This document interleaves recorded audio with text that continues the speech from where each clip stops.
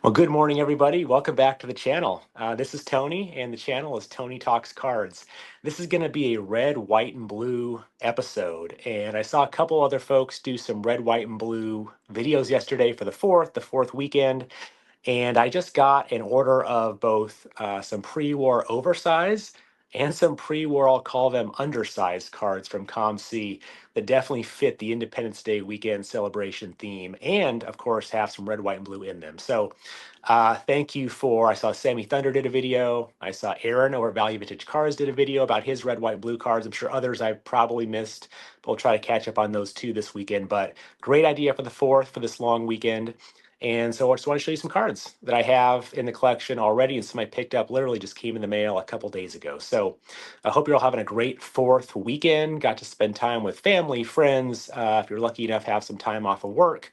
And hope you have a great rest of the weekend here through Saturday and Sunday. So without further ado, let me show you some of the red, white, and blue items that came in. I'll work them from oldest to newest, but definitely all have that red, white, and blue theme. So the first, I think, 3 cards, well, they aren't cards. First 3 items are going to be things I just got from COMC a couple days ago. Oversized and undersized pre-war, let's call it that. The first one is this. I thought this was much smaller than when I ordered it on COMC. I thought, why are they shipping this to me in such a big box? But it's this big. This is a felt. This is a 1912 American Tobacco Company felt of the U.S. flag, obviously from 1912.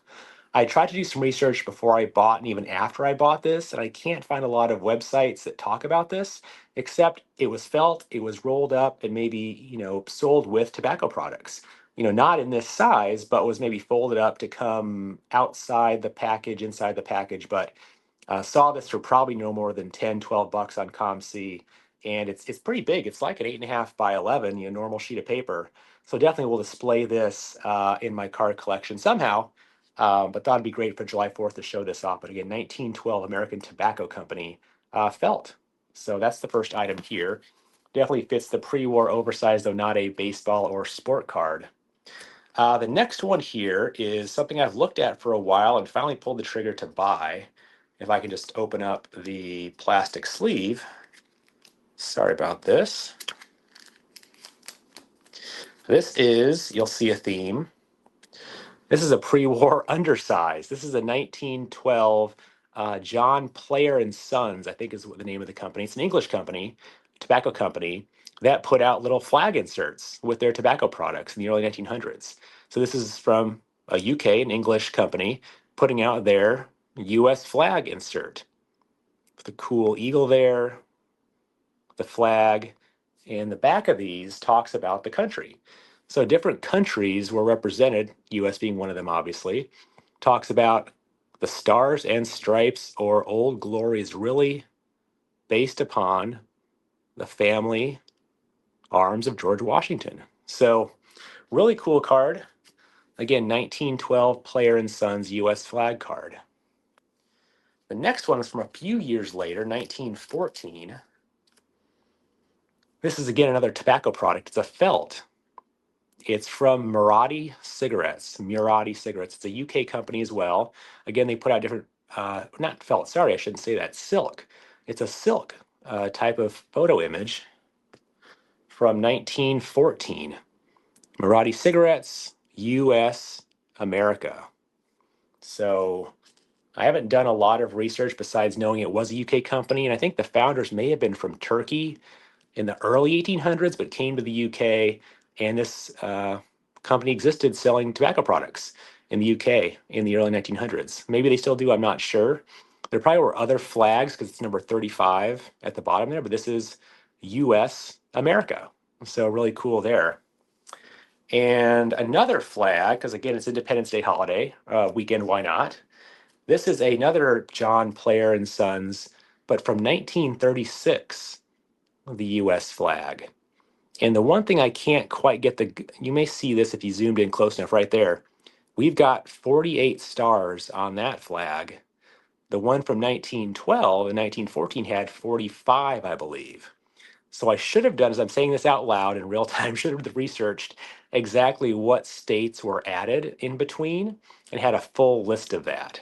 I know one, but I should have waited to look at the other three, what those were. But kind of cool to see the different flag that this English company put out 20 some years later for 1936. The back of this card has again a write up on each country, and this being, sorry, the United States of America, national flag and arms. So really cool there. So that's my pre-war over and undersized pickups from COMC. But me being a Cubs fan, and of course this hat, you can see red, white, and blue are the Cubs colors hat to wear that. The next thing to show off, I showed this briefly off on the live stream I did with Sammy and Jason on cardboard and cold ones a couple nights ago. Thank you again, guys, for having me on. That was great. Had a ton of fun showing cards, talking about cards. Opening that 89 Upper Deck pack was great too. So thank you again for that. But showed this on the channel or on that live stream too. This is the 1942 official Cubs program from Wrigley Field. 10 cents, Wrigley Field 1942, and for victory during World War II, buy U.S. savings bonds and stamps. Very, very cool. So that's my red, white, and blue program. The next card is, I showed a while back. I love the set. It's a 1949 Leaf, Andy Pafko. He is part of the Chicago Cubs Team Hall of Fame. Played with the Cubs, the Dodgers, and I want to say the Braves in the 50s. But love this. Again, the Cubs colors are red, white, and blue.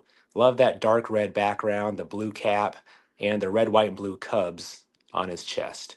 This one has a nice little crease on it. Got it for $5 or I think $7.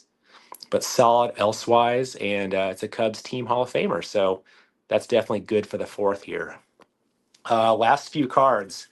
These are, again, Cubs players. Surprise, surprise. 1961 Fleer. That set has a really nice Independence Day theme in terms of the red, the white, the blue stars. This is Jackson Riggs Stevenson. He played with the Cubs in the 20s and 30s. And again, Mordecai Brown, looking a little bit older than his playing days there. But again, a cool, of course, post-playing days. Picked this up for about maybe a couple bucks, I want to say. Again, a nice dark red background, the blue stars, and the white, red, and blue background there. Mordecai Brown from the Cubs. And it wouldn't be a Tony Talks Card baseball episode, probably without talking about the Cubs even more and Ernie Banks.